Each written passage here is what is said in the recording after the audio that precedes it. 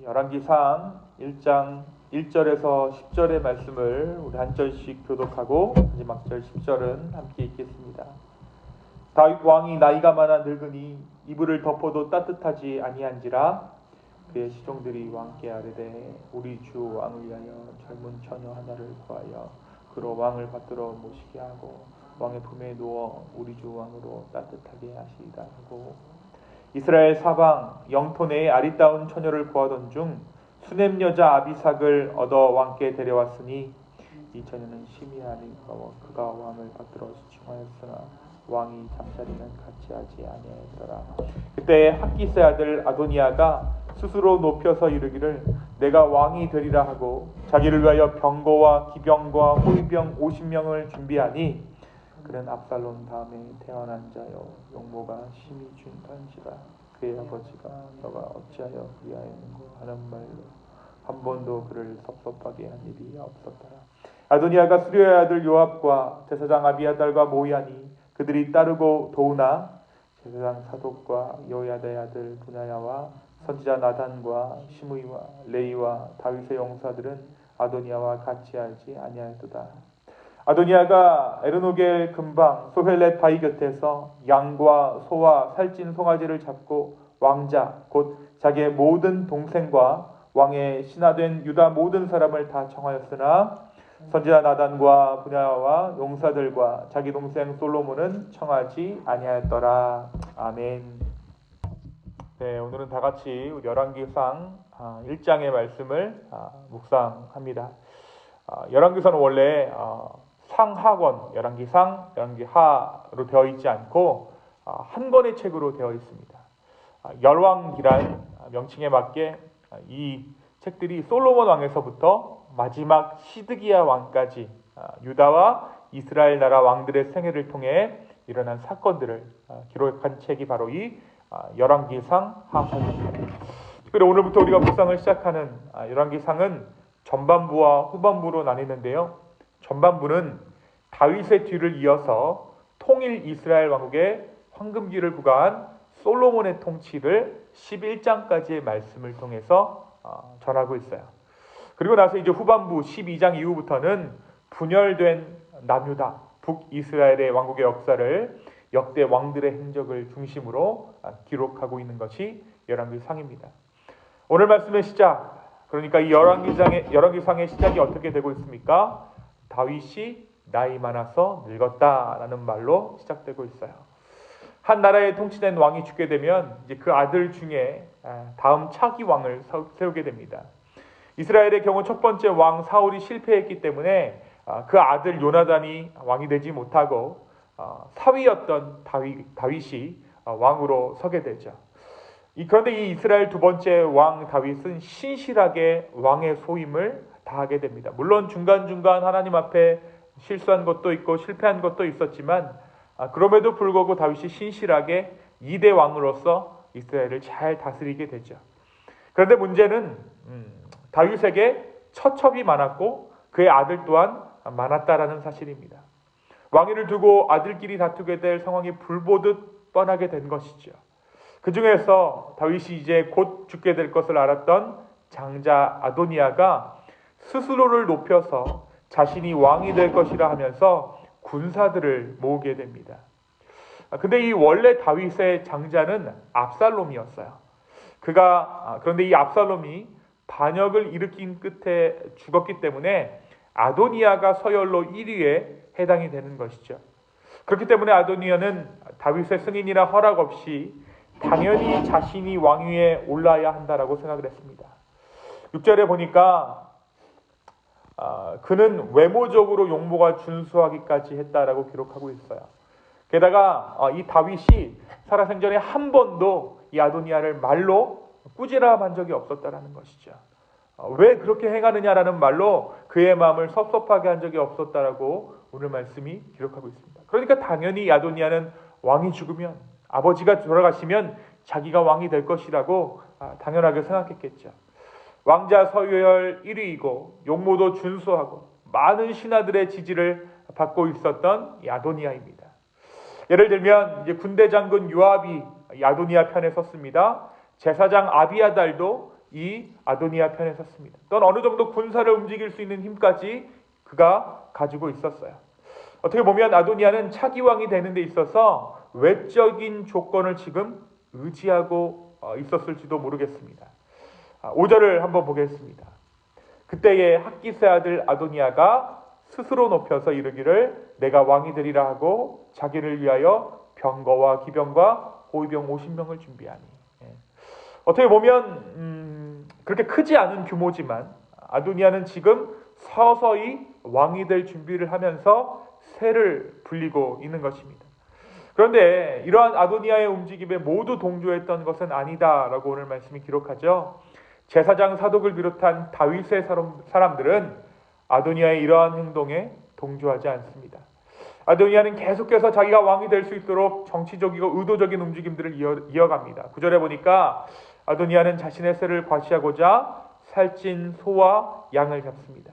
하지만 이 잔치 가운데 이 이벤트에 선지자 나단과 분야와 용사들 그리고 자기 동생 솔로몬은 참석하지 않아요. 소위 다윗의 측근들, 그러니까 다윗 때의 권력의 핵심들은 부르지 않은 것이죠. 특별히 오늘 말씀에 보니까 이 아도니아가 솔로몬을 굉장히 견제하고 있는 것을 보게 됩니다. 여기서 등장하고 있는 솔로몬은 다윗의 10번째 아들입니다. 서열로서 왕이 될 수 없었을 뿐 아니라 당시까지만 해도 아직 20세가 되지 않은 어린 나이였어요. 그는 그저 자기 형 아도니아가 자신을 대우하는 그대로 받아들이고 있을 뿐입니다. 이것이 오늘 말씀 열왕기상 1장 1절에서 10절까지의 말씀입니다. 사랑하는 성도 여러분, 오늘 말씀 우리에게 무엇을 말해주고 있습니까? 먼저 오늘 말씀은 인생의 유한성에 대해서 이야기해주고 있어요. 천하를 호령하던 다윗이 그 마지막을 앞두고 있습니다. 그는 생전에 처첩을 많이 두었습니다. 그런데 말년에는 이 함께 동침하는 여인들을 신하들이 조공해도 동침하지 않았어요. 오늘 말씀에 보니까 왕이 잠자리는 같이 하지 아니하였더라라고 말하고 있죠. 4절입니다. 이 말이 뭐냐면 예전에 다윗이었더라면 당연히 여인과 동침해서 아들을 생산하는 것이 이 다윗의 본능이었고 다윗의 또 생산 능력을 어떤 표현하는 단어로서 그가 아들을 많이 두었다라는 말이 성경 곳곳에 기록되어져 있죠. 하지만 더 이상 그가 그가 동침하지 않았다라는 것은 생산을 멈추었다. 그 말에 그의 기한이 다했다라는 것을 말해주고 있습니다. 또한 그가 젊은 적에 처첩을 많이 둔 탓에 그의 아들의 수도 많을 수밖에 없습니다. 그 아들들은 결국 이스라엘의 불행의 씨앗이 되고 말아요. 왕위를 두고 암투가 일어나기 때문입니다. 이미 그의 첫 아들 압살롬은 반역을 일으켰다가 목숨을 잃었습니다. 결국 자기가 뿌린 씨앗을 다윗이 지금 거두고 있는 것이죠. 좋은 씨를 뿌린 곳에는 좋은 열매가, 그렇지 않은 곳에는 좋지 않은 열매가 지금 다윗의 인생 말년 가운데 거두어지고 있는 것입니다. 사랑하는 성도 여러분, 우리의 삶에도 기한이 있어요. 그 끝이 있습니다. 하나님께서 정해진 바가 있는 것이 우리 인생입니다. 나는 오늘 우리 하나님께서 정하신 그 인생 가운데 무엇을 심고 있는가 점검해 볼 수 있는 이하로 되었으면 좋겠습니다. 제가 그렇게 길지 않은 인생을 살았지만 하나님께서 각 연령대에 맞는 각 시기에 맞는 하나님 앞에서 해야 할 일이 있고 그 시기들이 있는 것 같아요. 과연 하나님께서 나는 지금 어느 시기로 나를 인도하고 계시는지, 그리고 나는 그 시기에 맞는 계절에 맞는 인생을 살아가고 있는지, 하나님께서 정하신 그 인생 가운데 나는 오늘 무엇을 심고 있는지 되물을 수 있는, 그리하여서 다시 한번 우리의 삶을 점검할 수 있는 이 아침 되기를 예수님의 이름으로 축원합니다. 두 번째 오늘 말씀은 우리에게 결국 교만이란 스스로를 불행하게 한다라는 것을 보여줍니다. 오늘 아도니아의 행적을 묘사하는 표현으로 5절에 보니까 그가 스스로 높여서 이르기를 이라는 말로 그의 행적을 표현하고 있죠. 다른 사람이 인정해 주는 것이 아니라 스스로 자기를 높였다라는 거예요. 자기 스스로 자신을 왕으로 될 자로 여기고 스스로 군대를 일으켰습니다. 소위 자고이 여기는 자의 모습이 이 아도니아의 삶을 통해 그대로 드러나고 있는 것이죠. 마치 아도니아의 마지막을 복선처럼 보여주고 있는 오늘 본문에서 자기 스스로를 높이는 인생의 위험성을 우리는 발견하게 됩니다. 우리가 10절까지 말씀밖에 보지 않았지만 대략 이 아도니아가 어떠한 마지막을 맞게 될 것인지 우리가 알고 있어요. 왜 그렇습니까? 그가 스스로 그를 높이고 있기 때문에.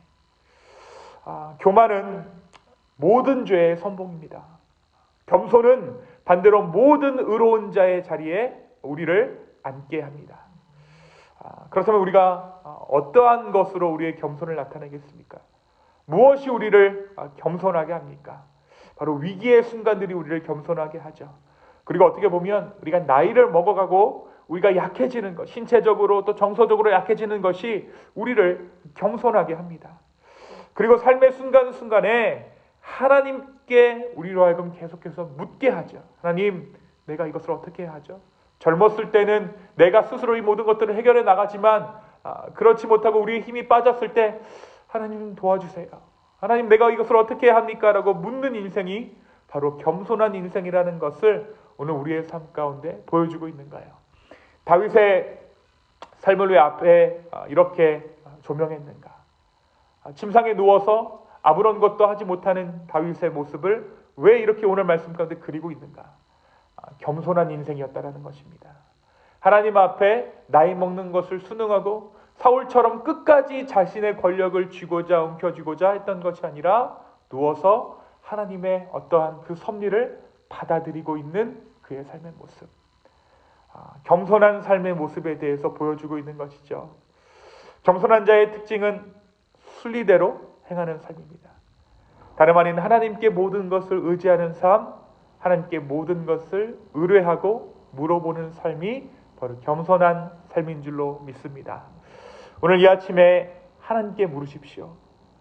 그리고 겸손한 자의 자리에 앉을 수 있는 저와 여러분 되었으면 좋겠습니다. 순리대로 나의 뜻이 아니라 하나님의 뜻이 내 삶 가운데 이루어지기를 소망합니다. 라는 그러한 고백을 우리의 삶 가운데, 우리의 오늘 기도 가운데 올려드릴 수 있는 저와 여러분 되기를 예수님의 이름으로 축원합니다. 이 시간 함께 기도하겠습니다. 아버지, 오늘 나의 삶에 무엇이 뿌려지고 있는지 점검하는 하루 되게 하여 주시옵소서. 의의 열매를 거두기에 합당한 열매들을, 그 씨앗들을 우리가 뿌리고 있는지 돌아보는 오늘 이 하루 되게 하여 주시옵소서. 주님, 또한 우리가 겸손함으로 말미암아 의의 자리에 앉기를 소망합니다. 주여, 주님께 오늘 하루에 모든 것을 의탁합니다. 주님, 나의 뜻이 이루어지는 것이 아니라 아버지의 뜻이 내 삶을 통해 이루어지게 하여 주시옵소서. 감사합니다. 모든 말씀 살아서 역사하시는 예수님의 이름으로 기도하였습니다. 아멘.